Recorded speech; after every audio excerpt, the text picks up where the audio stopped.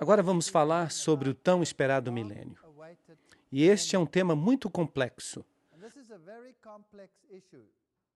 Na conferência anterior, na qual tratamos da vinda de Cristo, vimos que quando Cristo voltar, ele não toca a terra. Ele fica no ar. E os escolhidos são reunidos e se encontram com ele no ar. Há, com certeza, outros versículos na Bíblia em que Cristo desce e toca o Monte das Oliveiras, por exemplo. E teremos que tratar desses versículos também. Mas é evidente, como vimos, que quando Cristo vem, os escolhidos são reunidos, há uma ressurreição, e todos sobem aos céus e se encontram com ele no ar. E os outros são destruídos pela vinda do Senhor. Agora, este tão ansiado milênio é uma questão muito importante no tempo que estamos vivendo e existem várias doutrinas. Uma é o amilenialismo e ensina que não existe um período específico de 1000 anos. O período se aplica a toda a história da Igreja. E esta é a opinião que é mantida pelo catolicismo romano e alguns grupos protestantes conservadores.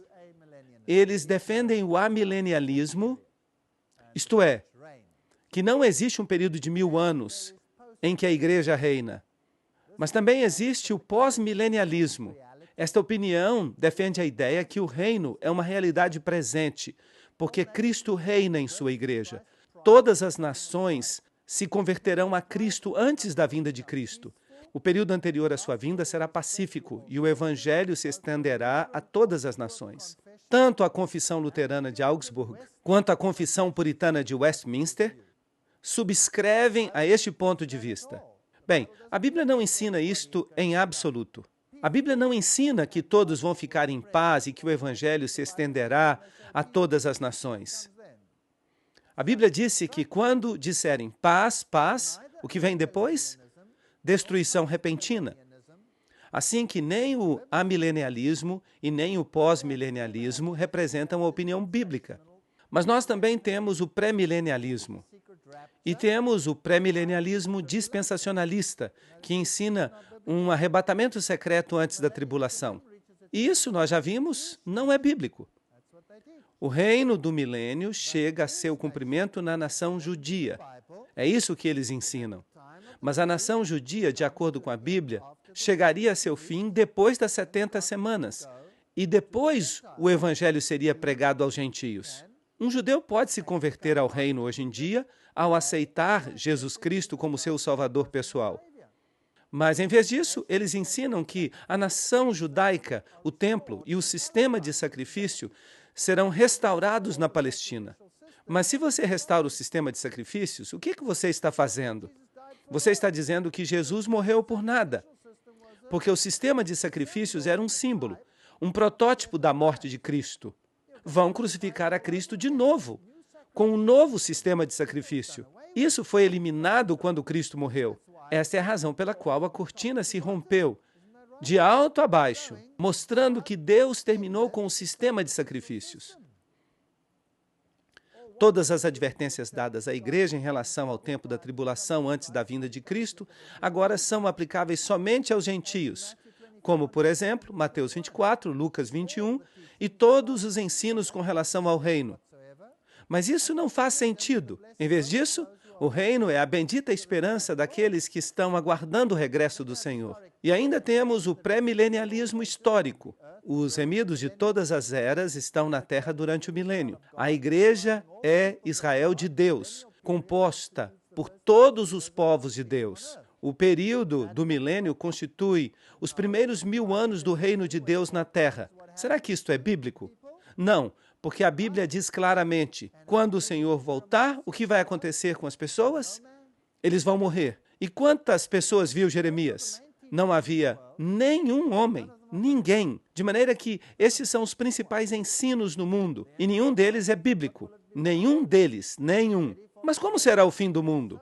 Quando o primeiro milênio terminou, houve tanta euforia na passagem do século. Isaías 14, 13 a 14 diz: Tu que dizias em teu coração, subirei ao céu, junto às estrelas de Deus levantarei o meu trono, e serei semelhante ao Altíssimo. Satanás quis ser como Deus. E os versículos 12 a 14 dizem: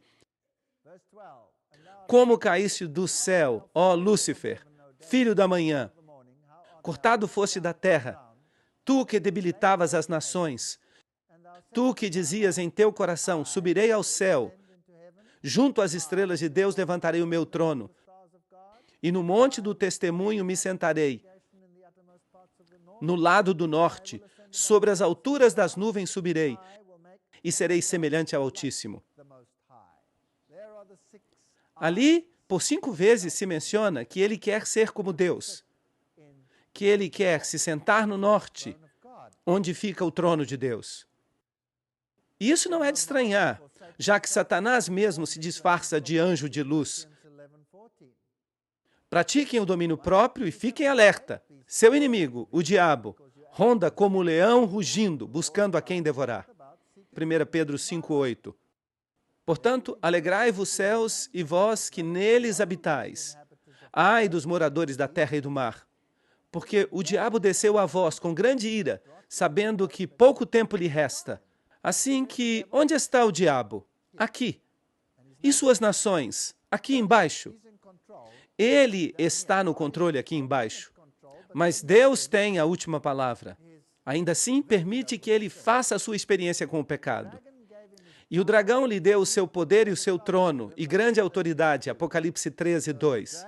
Assim que o dragão está utilizando um sistema, e nós identificamos este sistema como o catolicismo romano, para trabalhar por meio dele. O Papa tem poder para mudar os tempos, para cancelar as leis, para dispensar todas as coisas, inclusive os preceitos de Cristo. É ele que altera a lei de Deus, que tem sua própria marca de autoridade, que é o sábado. E a Igreja e o Estado trabalham juntos para impor sistemas papais, que de fato são os sistemas do dragão. Portanto, Jesus Cristo é substituído por um sistema nesta terra, e a Bíblia diz que o protestantismo criará uma imagem da besta e também, eventualmente, fará que a Igreja e o Estado façam exatamente a mesma coisa através de sua santa aliança. Assim que a todos, pequenos e grandes, ricos e pobres, livres e escravos, lhes será posta uma marca na mão direita ou na fronte, e ninguém poderá comprar nem vender, senão aquele que tiver a marca ou o nome da besta ou o número do seu nome. Nós já falamos sobre este assunto, e assim vai ocorrer. Ezequiel 20, 12 e 20.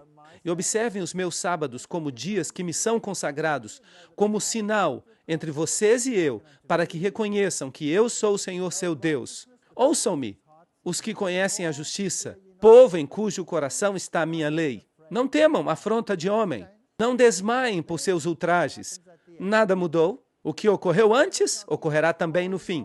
Porque qualquer um que guardar toda a lei, mas tropeçar em um ponto, se torna culpado de todos. Ou estamos completamente com Deus, ou não estamos com Ele. Porque aquele que disse, não cometerás adultério, também disse, não matarás. Agora, se não cometes adultério, mas matas, tu te fazes transgressor da lei. Assim falai e assim procedei, como aqueles que hão de ser julgados pela lei da liberdade. Assim que a suma de tudo o que ouvistes é, temei a Deus e guardai os seus mandamentos, porque este é o dever de todo homem. Porque Deus trará toda obra a juízo, juntamente com toda coisa encoberta, seja boa ou má. Só um pequeno resumo para que fiquemos atualizados. Porquanto estabeleceu um dia no qual julgará o mundo com justiça, pelo varão a quem designou. Esse é Jesus, comprovando isto para todos, dando fé a todos com o fato de que ressuscitou dos mortos. Não há nenhuma dúvida acerca de quem está falando aqui. E eu disse no meu coração, ao justo e ao ímpio julgará Deus, porque há um tempo para tudo o que se quer e para tudo o que se faz. Haverá um juízo para os justos e os ímpios. Agora, quando começa este juízo? O juízo começa com o povo de Deus, porque é o tempo em que começa o juízo pela casa de Deus. E se começa primeiro conosco, qual será o fim daqueles que não obedecem o Evangelho de Deus? 1 Pedro 4, 17. E aquele que teve muita luz terá que prestar contas. Terá que prestar contas. Quando somos julgados, Deus nos revela nosso caráter e nos disciplina para que possamos ser refinados. As pessoas têm essa ideia de que, quando se convertem ao cristianismo, não estão mais sob o juízo. Pensam que o juízo é uma coisa negativa, mas Deus não trabalha assim. Quando uma pessoa vem a Cristo, ela continua sob o juízo, pois o juízo pode ser algo bom para o cristão. Mas, sendo julgados, somos castigados pelo Senhor.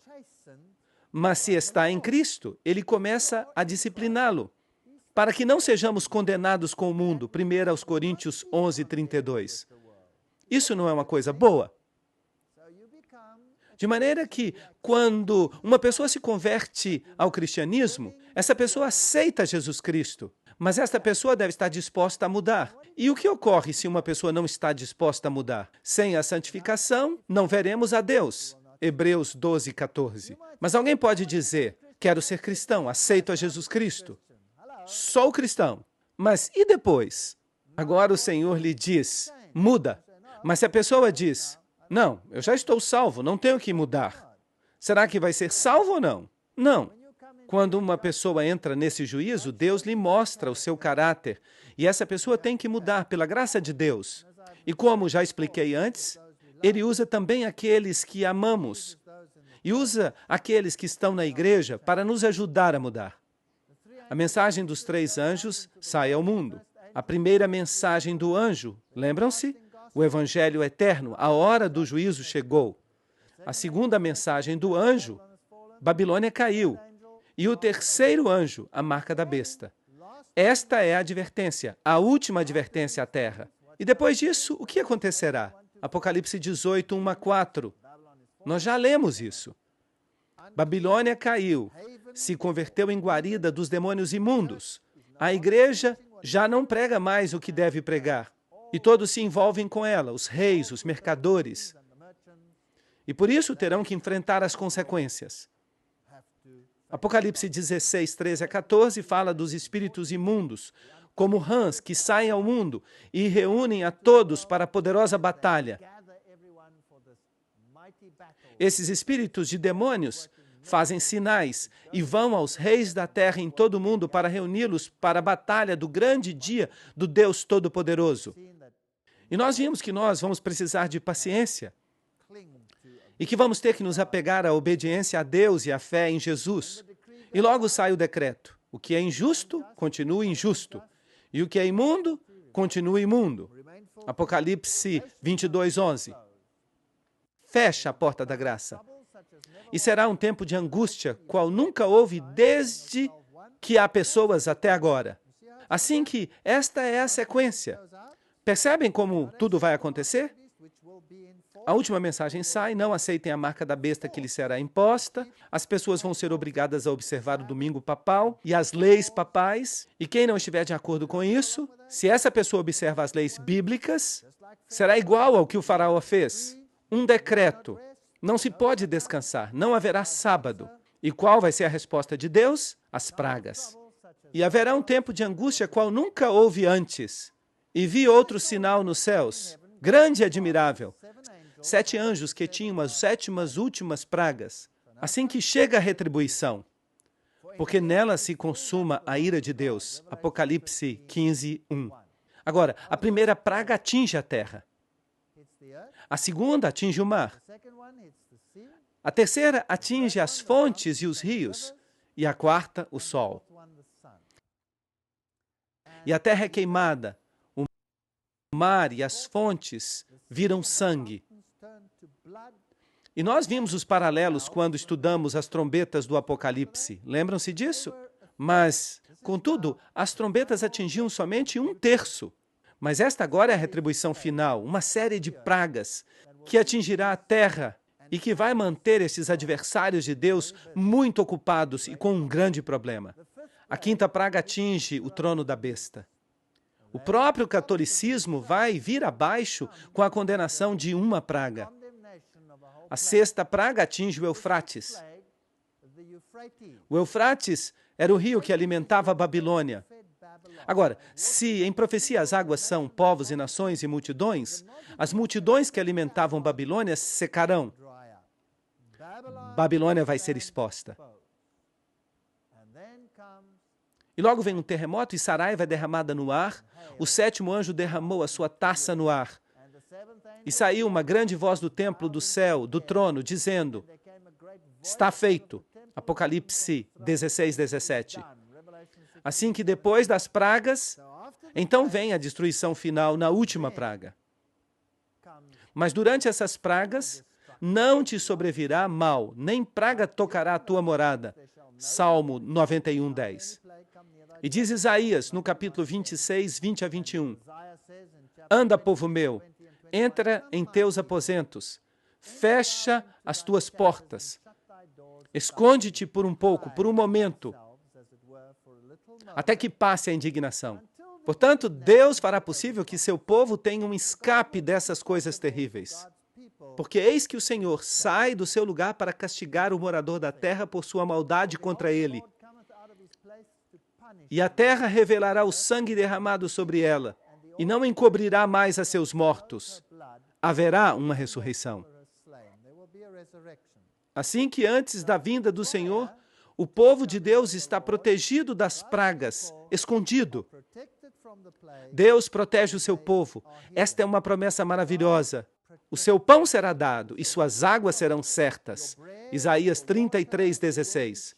Não será preciso ter medo de nada. Mas com respeito à vinda do nosso Senhor Jesus Cristo e nossa reunião com Ele, nós rogamos, irmãos, que não se deixem mover facilmente de seu modo de pensar. Nem fiquem conturbados, nem por espírito, nem por palavra, nem por carta como se fosse nossa, no sentido de que o dia do Senhor está próximo, que ninguém os engane, de modo algum, porque esse dia não virá sem que antes venha a apostasia, de maneira que há uma apostasia, e se manifeste o homem do pecado, o filho da perdição. Bem, já vimos isso. Mostramos como se dará a alteração das leis e todas essas coisas, o qual se opõe e se levanta contra tudo o que se chama Deus, ou é objeto de culto, tanto que se senta no templo de Deus como se fosse Deus, fazendo-se passar por Deus. E nós já vimos como isso vai acontecer. E vocês sabem o que o detém. Já falamos sobre isto, a fim de que se manifeste em seu devido tempo, porque já opera o mistério da iniquidade. Já estava operando nos dias de Paulo. De maneira que, será que o anticristo virá no futuro? Ou já estava operando no passado? Já estava operando no passado. Contudo, há alguém que o detém no presente. E mostramos que era o Império Romano, até que ele, por sua vez, seja tirado do meio. E então se manifestará o iníquo. E o que vai acontecer com ele? A quem o Senhor matará com o espírito de sua boca e destruirá com o resplendor de sua vinda. De maneira que este anticristo, obviamente, se levantou naquela época, reinou e eventualmente será destruído. Quando? Quando Cristo voltar. E esse iníquo, cuja vinda é por obra de Satanás, com grande poder e sinais e prodígios mentirosos, e com todo engano de iniquidade para os que se perdem, porquanto não receberam o amor da verdade para ser salvos. A eles, Deus deu uma oportunidade para encontrar a verdade? Sim ou não? Várias vezes, a reforma, a pregação nos últimos dias. Vocês se lembram que nós estudamos estes textos? O que o detém, a fim de que se manifeste no seu devido tempo. Que obstáculo existe senão o Estado romano? Nós já falamos em detalhes sobre isso numa conferência. Roma o detinha, e depois virá o anticristo. E o que isso faz com a doutrina do futurismo? Isso a destrói. E o que isso faz com a doutrina do preterismo, que alega que o anticristo saiu da Grécia? Isso a destrói. Por quê? Porque Paulo claramente diz que isto ainda havia de passar. Se Paulo tivesse sabido que Antíoco Epifânio era o anticristo, então ele teria dito, não se preocupem com isto, porque já passou. Mas ele nunca disse isto. Ele diz que o anticristo vai vir ainda. Assim que o preterismo não é uma opção, é uma mentira. E o futurismo tampouco é uma opção, porque o anticristo já havia se levantado então. E cresce e será destruído no final, quando Cristo voltar. Para que isto está claro para todos, nenhuma dessas interpretações proféticas é uma opção. E João Crisóstomo disse a mesma coisa, lembram-se? Quando o Império Romano seja tirado do meio, então o anticristo virá. Irineu, Jerônimo, enquanto os Césares mantiverem o poder espiritual, é impossível que o anticristo previsto se levante. Quando os Césares caírem, então se levantará.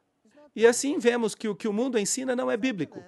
Digam àqueles que têm o coração temeroso, sejam fortes, não tenham medo. O seu Deus voltará com vingança, com retribuição divina virá para salvá-los. Isaías 35:4. Agora pensem nisto.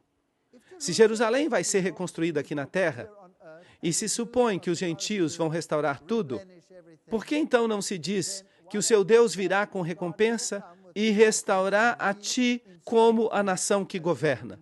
Não, não. Ele vai voltar para salvar aqueles que são seus, e o resto todo vai ser destruído. Porque eu, o Senhor, sou o teu Deus, que te sustém com a mão direita e te diz, não temas, eu te ajudo. Assim que a vinda do Senhor é para recolher a colheita de almas.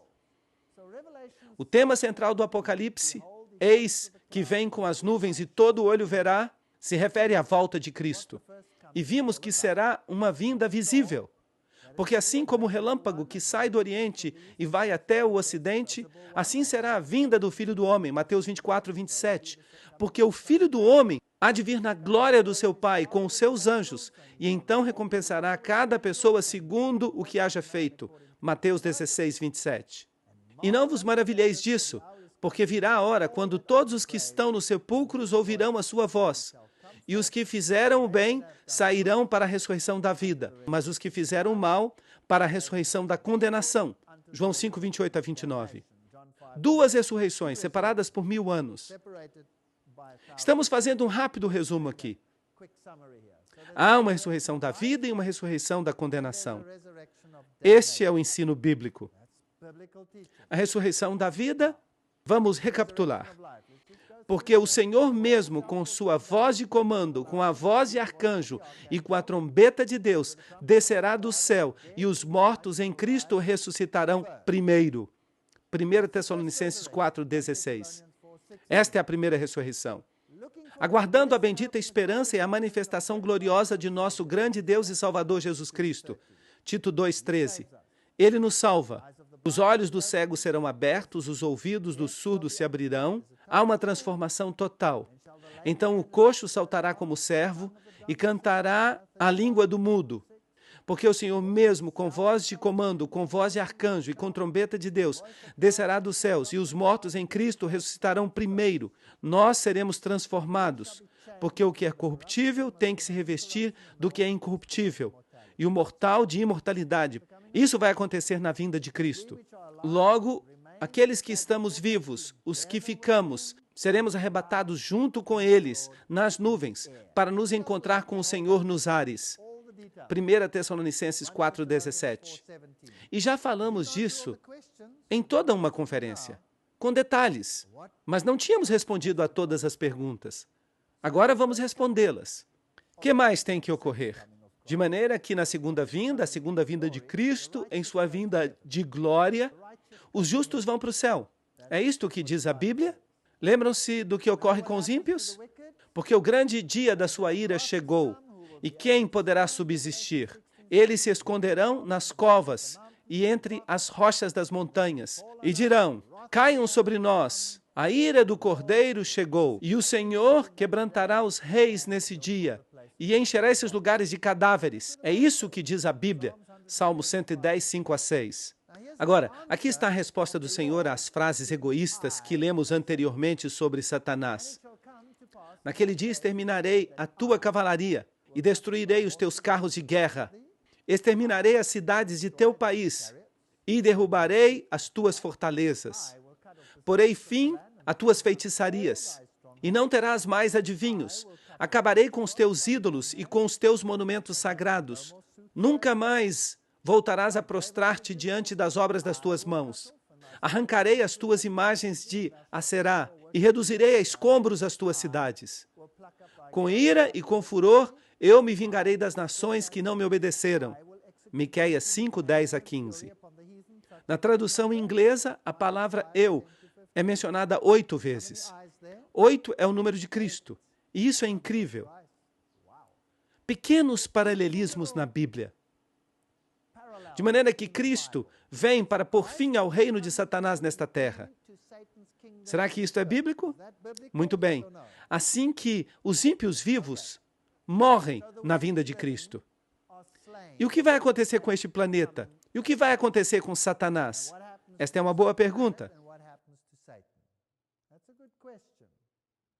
Vi, além disso, um anjo que descia do céu com a chave do abismo e uma grande cadeia na mão. Sujeitou ao dragão, aquela serpente antiga que é o diabo, Satanás, e o prendeu por 1000 anos. Apocalipse 20, 1 e 2. De maneira que Satanás vai ser preso por quanto tempo? 1000 anos. E de que forma será preso? Com cadeados literais? Não. Ele será preso numa cadeia de circunstâncias, por 1000 anos. Salmos 68, 6. Deus faz que o solitário viva em família e liberta aqueles que estão presos em grilhões, mas os rebeldes habitam em terra seca. Percebem que existem cadeias de circunstâncias? E por que Satanás será preso durante 1000 anos nas circunstâncias nas quais se encontra? Porque não vai existir ninguém ao seu redor.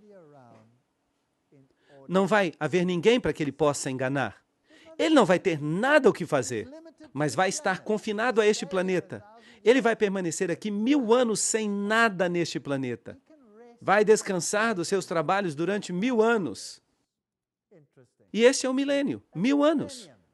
Lembram-se de Jeremias 4:26? Olhei e eis que o campo fértil era um deserto, e todas as suas cidades estavam assoladas diante do Senhor, diante do ardor de sua ira. Assim que, quantas cidades vão sobrar neste planeta? Nenhuma. As cidades estarão assoladas, destruídas, e jazerão os mortos do Senhor naquele dia. Quando a Bíblia, nestas profecias, diz este dia, significa a vinda do Senhor. Desde um extremo da terra até o outro, não serão recolhidos, não serão sepultados. Como esterco ficarão sobre a face da terra. Nós já lemos estes textos. Todos vão morrer. De maneira que na segunda vinda de Cristo, Jesus volta, os vivos sobem, os justos mortos são ressuscitados, os ímpios vivos são mortos. E como vamos nos encontrar com o Senhor? Nas nuvens, com os anjos. Onde nos encontramos com Ele? No ar. Isto é bíblico. Mas os outros mortos não voltarão a viver até que se cumpram os 1000 anos. Apocalipse 25. De maneira que 1000 anos separam a primeira da segunda ressurreição. E nada vai acontecer neste planeta. Portanto, aqui estamos em nossos dias, depois Jesus volta, depois a terra vai ficar desolada e Satanás vai ficar preso. Abissos significa desordenada e vazia. A palavra de Gênesis 1:2. A terra retorna ao seu estado de abissos, desordenada, vazia, destruída. E ali vão estar apenas os demônios que a habitam.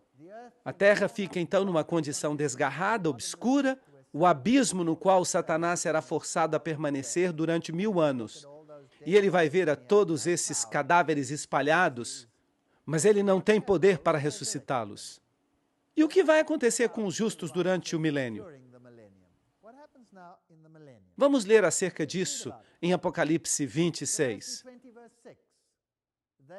Serão sacerdotes de Deus e de Cristo e reinarão com ele 1000 anos.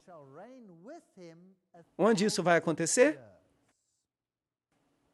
Vai acontecer no céu, certo? E vi tronos e se sentaram sobre eles os que receberam a faculdade de julgar. Apocalipse 24. Bem, tem uma pergunta. Se Jesus vem nas nuvens do céu e separa os justos dos injustos, se todo juízo foi dado a Jesus, então esse juízo, no momento da sua vinda, já vai ter ocorrido, certo? Então, em que juízo estão agora envolvidos os santos? Eles estão aqui, todos têm tronos, e o juízo lhes é dado e eles podem abrir os livros. Ou não sabeis que os santos hão de julgar o mundo? Ou não sabeis que vamos julgar os anjos? Incrível! E eu pergunto, que anjos? Os anjos caídos. 1 Coríntios 6, 2 a 3. Portanto, Satanás será julgado. O juízo revela que Deus fez todo o possível para salvar a todas as pessoas. Certamente, Senhor Deus Todo-Poderoso, os teus juízos são verdadeiros e justos. Apocalipse 16, 7. Eu chamo este juízo de juízo da verificação. Deus já julgou o mundo. Jesus então volta. Separa os ímpios dos justos. Os justos vão com ele para o céu. Ele lhes preparou um lugar. Eu vou e virei outra vez e os tomarei para mim mesmo.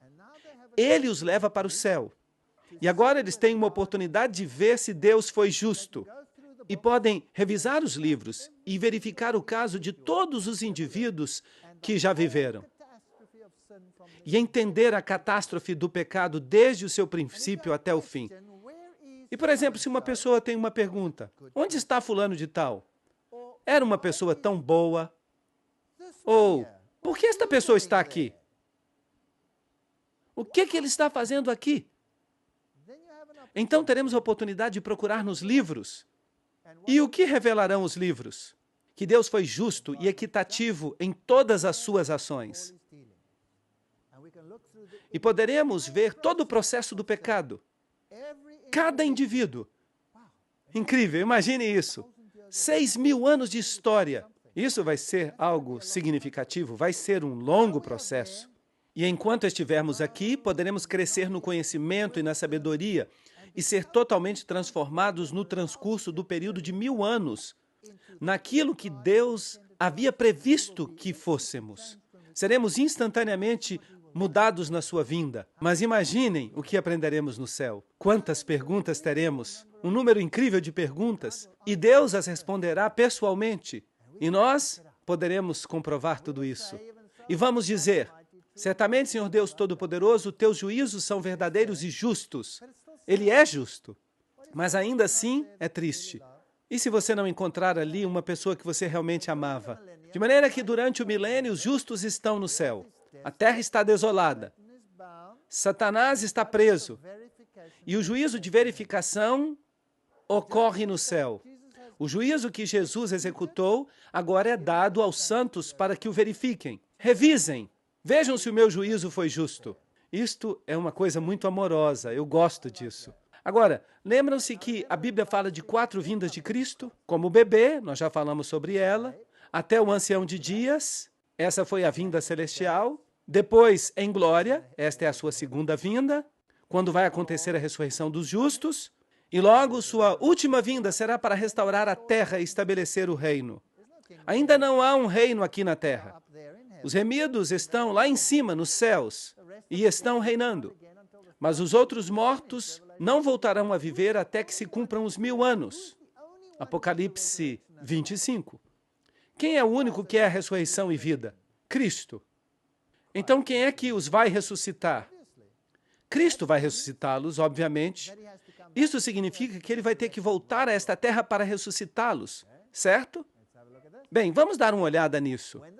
Quando os 1.000 anos se cumprirem, Satanás será solto de sua prisão e sairá a enganar as nações. Apocalipse 27 a 8. De onde vêm agora estas nações? O que acontece depois dos 1.000 anos? Diz que o resto dos mortos não reviveu até que se cumprissem os 1.000 anos. Isto significa que depois dos 1.000 anos deve haver o quê? Uma ressurreição. E de repente aqui estão esses bilhões de pessoas, de todo tipo de nações. E Satanás olha para elas e diz, incrível, os meus voltaram. Isso tem sentido? Tem sentido, bastante sentido. Assim que ele sai, os engana de novo. E como os engana? Provavelmente ele diz, fui eu que ressuscitei vocês. Eu ressuscitei. Assim que há uma ressurreição de condenação. Zacarias 14, 3 e 4. Depois sairá o Senhor e pelejará contra aquelas nações, como pelejou no dia da batalha. Então estamos diante de outra guerra, outra guerra. E se firmarão seus pés naquele dia sobre o Monte das Oliveiras, que está diante de Jerusalém para o oriente, e o Monte das Oliveiras se partirá ao meio, em direção ao oriente e ao ocidente, fazendo um vale muito grande, e a metade do monte se apartará para o norte, e a outra metade para o sul. Zacarias 14, 3 e 4. Que Jerusalém é esta? Será a velha Jerusalém aqui embaixo? Não foram por acaso destruídas todas as cidades? Sim. Então, de onde sai esta Jerusalém? Agora o Senhor não permanece no ar, para que os demais vão se encontrar com ele. O que ele faz? Ele desce. E quando ele que não tem pecado, toca esta terra contaminada, o que acontece? Bum! Uma poderosa planície se abre e se purifica. Para quê? Para que algo desça. E eu, João, vi a santa cidade, a nova Jerusalém, descer do céu, de Deus, disposta como uma esposa ataviada para seu marido. Apocalipse 21, 2. Será que estamos falando aqui da velha Jerusalém? Ou da nova Jerusalém? De onde ela vem? Esta é a maior nave espacial que já veio à Terra. Toda uma cidade enorme. Não é possível sequer imaginá-la. Incrível. Uma cidade enorme. E Deus vem e desce até a terra. E o Monte das Oliveiras se fende ao meio, formando um vale. E logo a cidade desce. E quem está na cidade? O povo de Deus, o povo de Deus. Onde eles haviam estado nos últimos 1000 anos? No céu. Agora, de novo, temos dois grupos na terra. A nova Jerusalém desce até a terra. A minha esperança não está numa velha Jerusalém aqui na terra. A minha esperança está numa nova Jerusalém que desce dos céus, que Deus mesmo construiu. Vou, pois, preparar-vos lugar. Virei outra vez e os tomarei para mim mesmo, para que onde eu estou estejais vós também. João 14, 2 e 3. Não é isso que está escrito? De maneira que quem construiu a nova Jerusalém? Deus construiu a nova Jerusalém. Jesus a construiu. E na nova Jerusalém todo mundo tem um lugar. Todo mundo tem um lar naquela cidade. Vocês percebem isso? Com ruas de ouro.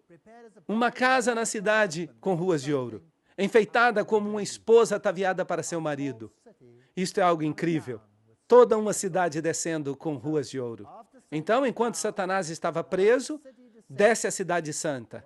E o que acontece depois disso? Acontece uma ressurreição, Apocalipse 27. Quando os 1000 anos se cumprirem, Satanás será solto da sua prisão. Agora, há outra coisa que precisamos lembrar. A última parte do Apocalipse é um quiasma. Os acontecimentos estão escritos em sentido inverso, para que fique no centro o grande clímax do livro do Apocalipse. Portanto, os acontecimentos são descritos ao inverso. Por isso, devemos ler um depois do outro. Quando os 1000 anos se cumprirem, Satanás será solto da sua prisão. Há uma segunda ressurreição, todos os ímpios estão ali de novo, Satanás tem Napoleão do seu lado, Adolf Hitler está ali, estão todos prontos para ir e sairá a enganar as nações que estão nos 4 cantos da terra, Gog e Magog. E isso é interessante, a fim de reuni-los para a batalha. E o número deles é como a areia do mar. Ele tem um enorme exército. E ele vê a Nova Jerusalém. E o tamanho dela é aproximadamente a área da Polônia. De fato, quando eu apresentei estas conferências na Polônia, muitas pessoas me disseram, a Polônia vai ser o lugar, já que é exatamente do tamanho da Nova Jerusalém. É claro, essa cidade é tão alta quanto larga. Como será então exatamente a cidade? Eu não sei exatamente. Talvez possamos imaginar uma cidade que tenha a mesma altura e largura. Pode ser o formato de um cubo. Que outro formato pode ser? Uma pirâmide, talvez. Eu não sei exatamente como vai ser. Eu ainda não vi a Nova Jerusalém, mas eu tenho muita vontade de vê-la. Mas eu sei que Satanás ama as pirâmides. E Satanás é um copiador. Por isso eu acho que a Nova Jerusalém vai ser uma pirâmide. É só um palpite. Não é doutrina, é só um palpite. Eu não sei como vai ser. E eu vou ficar muito emocionado quando eu vê-la. Gog e Magog. Há um capítulo inteiro no livro de Ezequiel acerca de Gog e Magog. Trata-se de uma tipologia sobre a destruição de Satanás e sua hoste. É isso que é, a fim de reuni-los para a batalha. E o seu número é como a areia do mar. E subiram a largura da terra e rodearam o acampamento dos santos e a cidade amada. Que cidade? A Nova Jerusalém, com os santos lá dentro. E do lado de fora da cidade, em uma terra que ainda está contaminada, porque o que vai purificá-la é a vinda de Jesus ao tocá-la. Há uma grande planície sobre a qual está a cidade, assim que eles se acampam ao redor da cidade amada. Mas Deus faz descer fogo do céu e os consome. Eles vão ser destruídos. Essa é a batalha chamada Gog e Magog. E o diabo que os enganava foi lançado no lago de fogo e enxofre. De maneira que, finalmente, qual é a parte que faltava de Babilônia para obter a sua recompensa? O dragão, a hoste demoníaca. Eles são lançados onde estava a besta e o falso profeta. Mas a palavra estavam se encontra em itálicos na Bíblia em inglês. Isso significa que ela não está no original. Muito interessante. Onde estavam a besta e o falso profeta. Isso nos diz que foram lançados antes. Eles foram destruídos. Mas agora eles estão todos ali, porque fizeram parte da segunda ressurreição. Mas vão ser todos destruídos e serão atormentados de dia e de noite pelos séculos dos séculos. Mas será que vamos ter um inferno que queima pelos séculos dos séculos? Vamos ter que estudar esse assunto. Jesus volta e há uma colheita. Apocalipse 20, 11. E vi um grande trono branco, e o que estava sentado nele, diante do qual fugiram a terra e o céu, e nenhum lugar se encontrou para eles. De maneira que quando este trono se levanta, coisas grandiosas sucedem. E eu vi os mortos. Agora, lembrem-se, nós estamos lendo os acontecimentos ao inverso, devido à estrutura do quiasma. Assim que, de fato, quando lemos a história do Apocalipse, há uma guerra. A santa cidade é rodeada e logo há uma ressurreição. Vocês se lembram que eu disse que vocês deviam ler ao inverso? A estrutura do quiasma, em realidade, nos diz que temos que ler assim. Uma ressurreição, as pessoas rodeiam uma cidade, depois há um juízo e uma destruição. Assim que eu vi os mortos, grandes e pequenos, de pé, diante de Deus, e os livros foram abertos, e outro livro foi aberto, que é o livro da vida, e foram julgados os mortos, pelas coisas que estavam escritas nos livros, segundo as suas obras. E assim, cada um fica confrontado exatamente com a razão por que não foi para o céu. E o mar entregou os mortos que havia nele, e a morte e o Hades. Aqui a palavra Hades se lê como inferno, em outras versões. Mas, em realidade, Hades significa a tumba, como vimos na conferência sobre a morte. E a morte e o Hades entregaram os mortos que estavam neles, e foram julgados, cada um segundo as suas obras. E a morte e o inferno foram lançados no lago de fogo. Ah, temos uma pista. O lago de fogo é a segunda morte. E o que sucedeu na primeira morte? Morreram. O que acontecerá na segunda morte? Vão morrer. E o que não se achou inscrito no livro da vida foi lançado no lago de fogo. Vamos dar uma olhada neste juízo, Isaías 45, 22 a 24. Olhai para mim e sede salvos, todos os termos da terra, porque eu sou Deus, e não há outro. Eu mesmo fiz o juramento. Da minha boca saiu a palavra com justiça, e não será revogada, que diante de mim se dobrará todo joelho, e jurará toda língua. Assim que estas pessoas que se opõem a Deus, o que elas terão de fazer? Terão de confessar que Ele é o Rei e que elas estavam equivocadas. Todo mundo terá que fazer isso. E jurará toda língua, e se dirá de mim, certamente no Senhor estão a justiça e a força. A Ele virão, e todos aqueles que contra Ele se enaltecem serão envergonhados. Este dia vai vir. E Romanos 14, 11 diz, porque está escrito, vivo eu, diz o Senhor, que diante de mim se dobrará todo joelho e toda língua confessará a Deus. Que mal é preservado no dia da destruição? Guardado será no dia da ira. Jó 21:30. Todos eles vão ser destruídos. De maneira que esta batalha de Gog e Magog, quando acontecerá? Vamos falar sobre isso na próxima parte.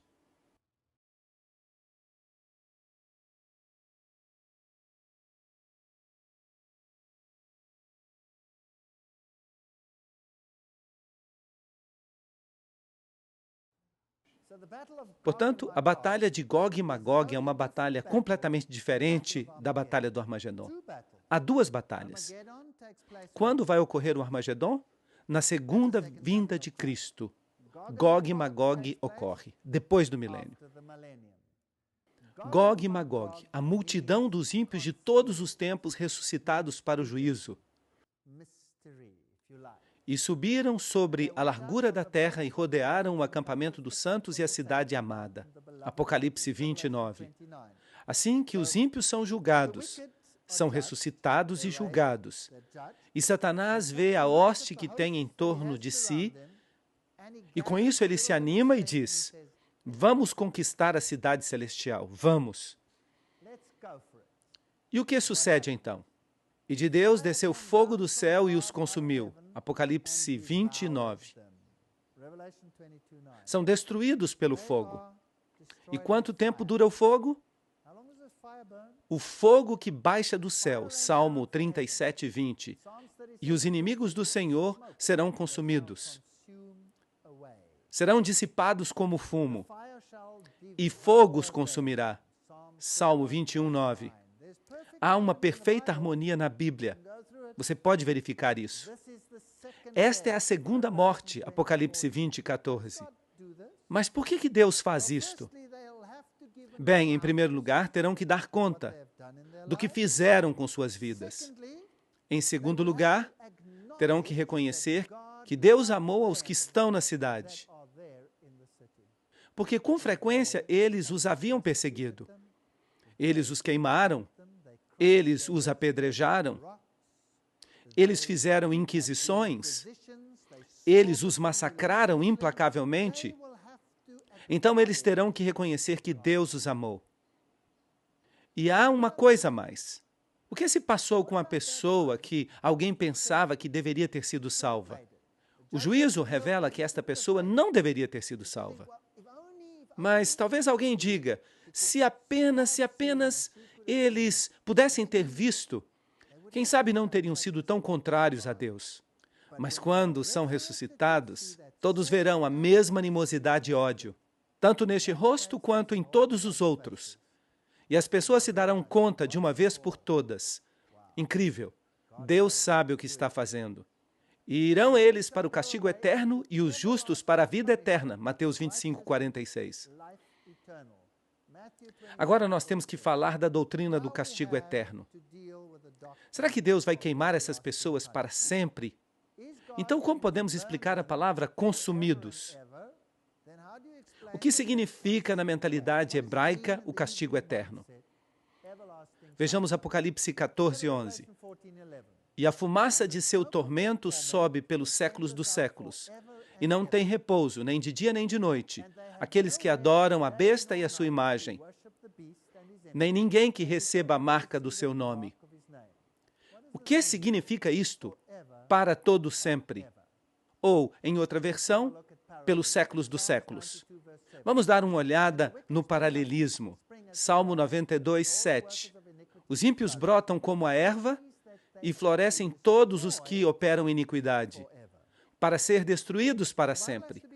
Assim que a Bíblia tem que estar em harmonia com ela mesma. Assim que serão destruídos para sempre. Porque será um dia de vingança para o Senhor, um ano de retribuições pela causa de Sião. Haverá uma retribuição.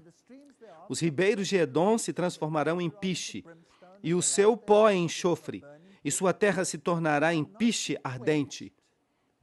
Nem de noite nem de dia se apagará. Para sempre a sua fumaça subirá. De geração em geração será assolada. de século em século, ninguém passará por ela.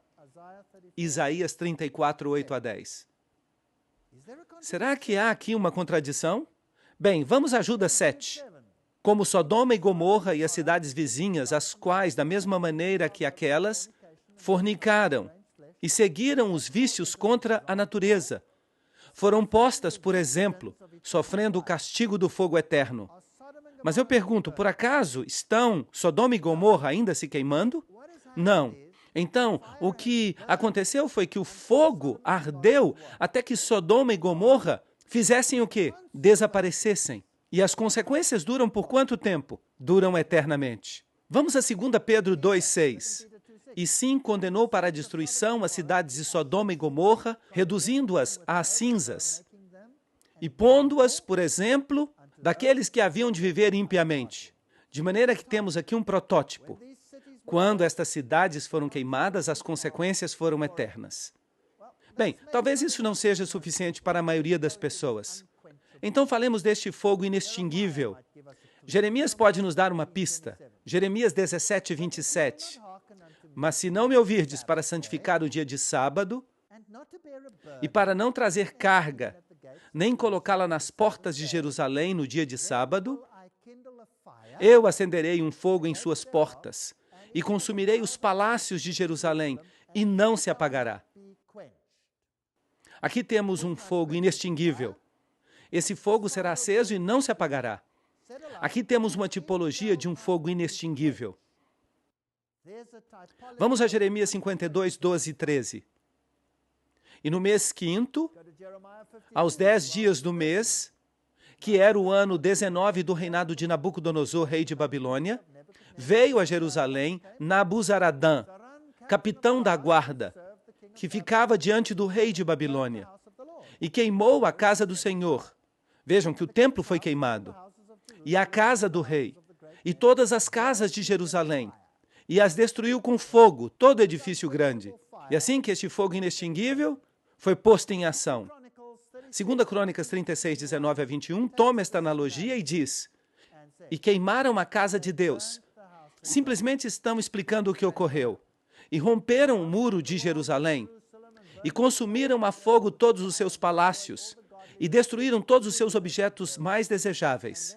Os que escaparam da espada foram levados cativos à Babilônia, e se tornaram servos dele e de seus filhos, até que veio o reino dos persas.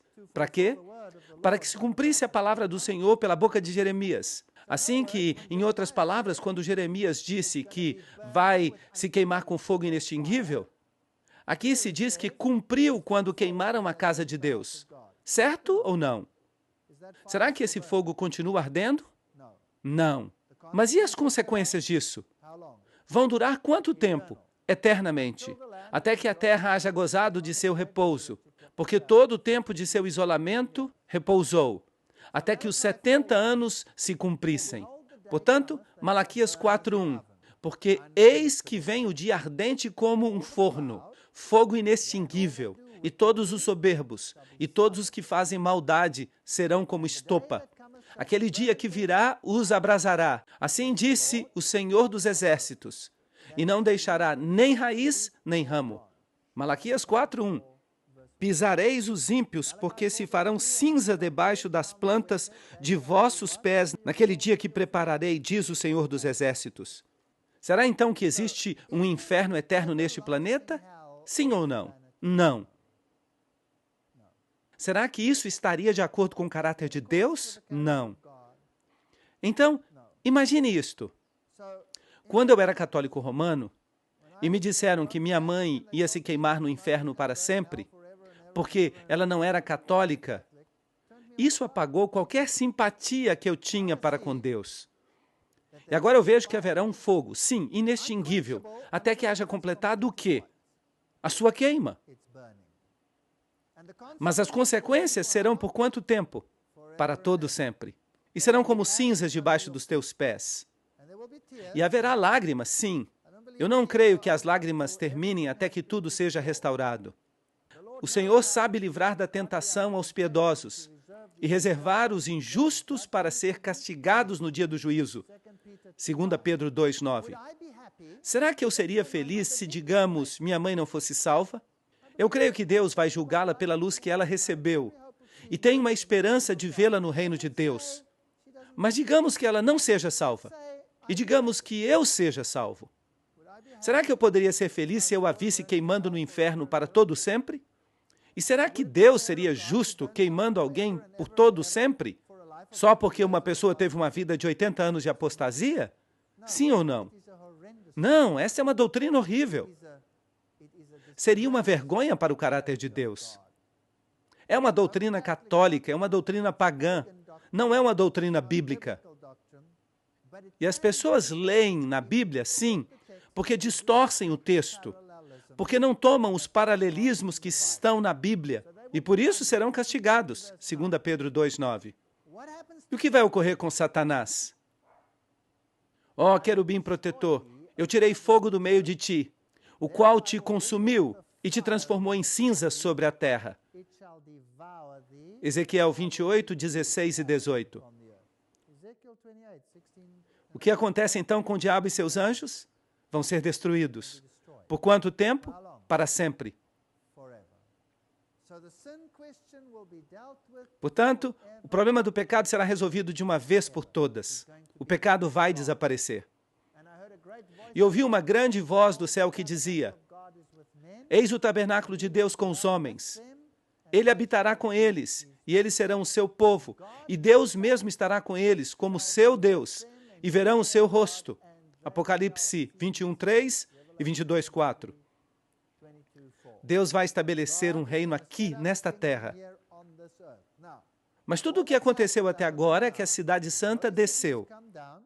Houve uma ressurreição, houve um juízo, e todos os ímpios de todas as idades, e todos os demônios, e o próprio Satanás, todos são mortos.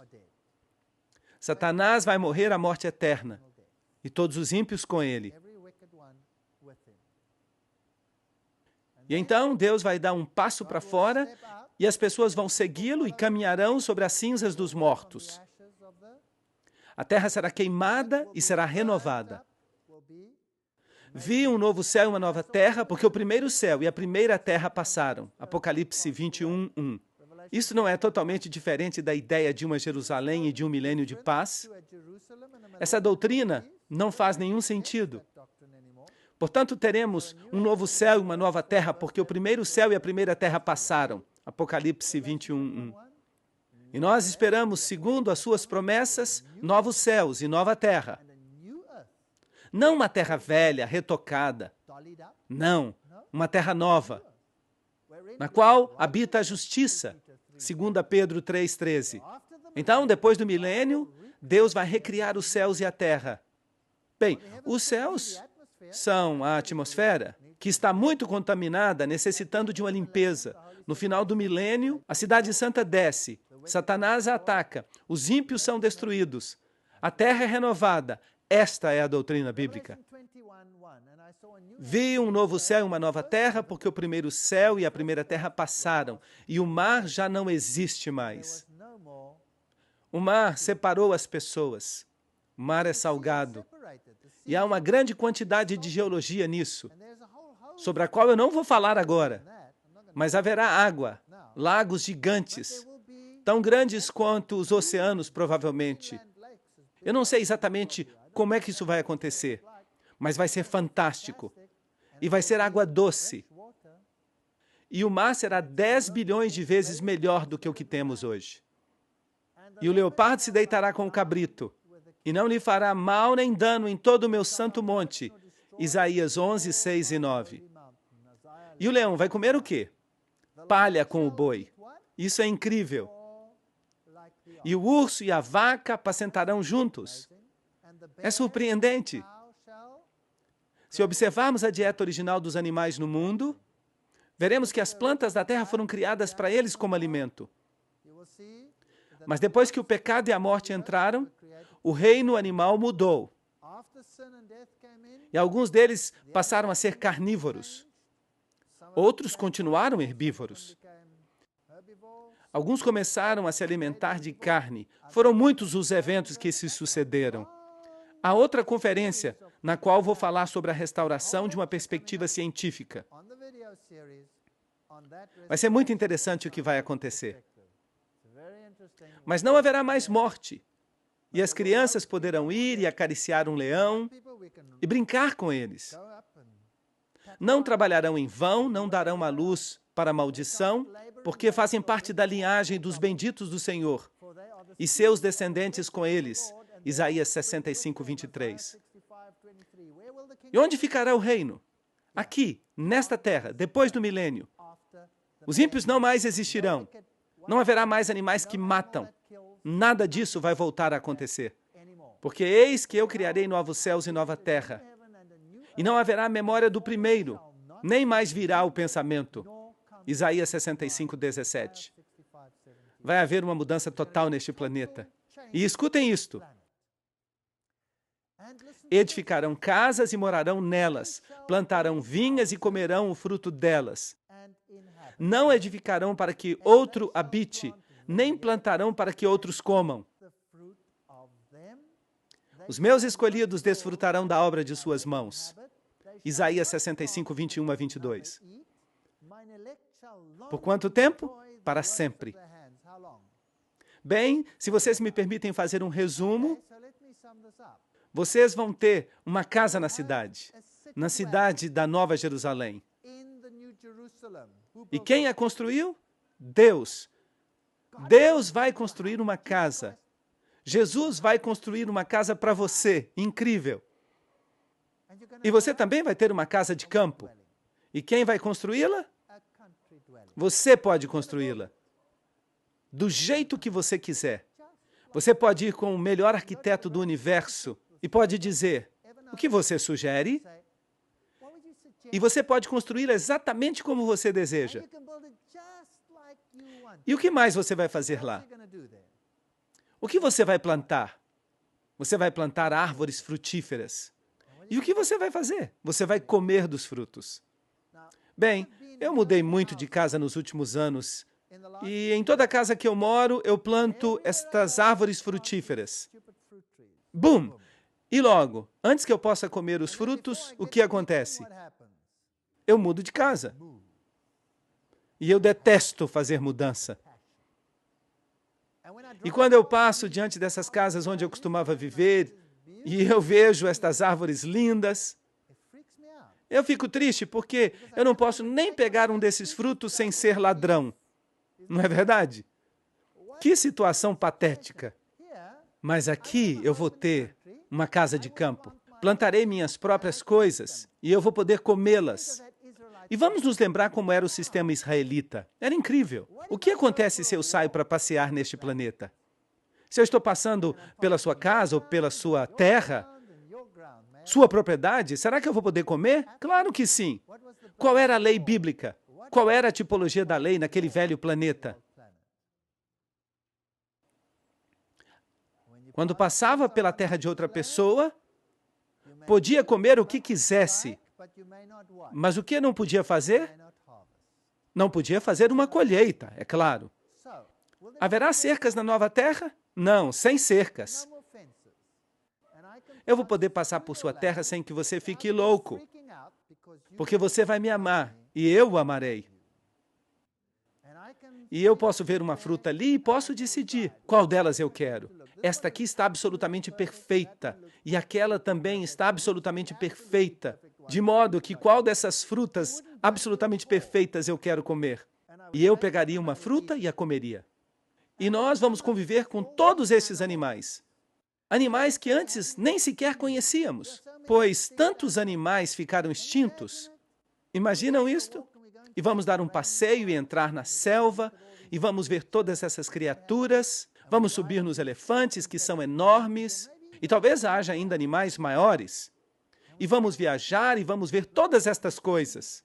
E se eu tenho uma reunião na Nova Jerusalém, com que rapidez eu posso chegar lá? À velocidade da luz? Não, isso vai ser muito lento. E o que é mais rápido, então? Na velocidade do pensamento. Qual foi a rapidez com a qual o anjo veio a Daniel quando ele orou? Antes mesmo de pedir, ele já estava ali. E Filipe chegou perto da carruagem, e há uma tipologia aqui, e ele estava pregando ao eunuco. E no momento seguinte, ele se encontrava em uma cidade, a 100 quilômetros de distância. Com que rapidez foi? Assim. Assim que não haverá mais separação.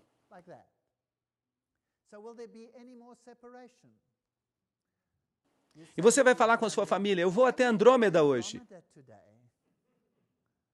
que se encontra a trilhões de quilômetros de distância. Bem, então você tem um bom dia. E logo depois vem a pergunta, você vai voltar para o almoço? E você pergunta, você gostaria que eu voltasse para o almoço? Claro! Bum! Oi, eu voltei para o almoço. Isto é fantástico. Já não haverá mais limites de velocidade. Nunca mais. Eu vou comer o fruto que eu mesmo plantei. Vou plantar minhas vinhas. Cada um de nós teremos um lugar no campo. E vocês sabiam que se nós tomássemos toda a população do mundo hoje em dia, vocês sabiam que todos caberiam na parte norte do estado da Flórida? Não sabiam?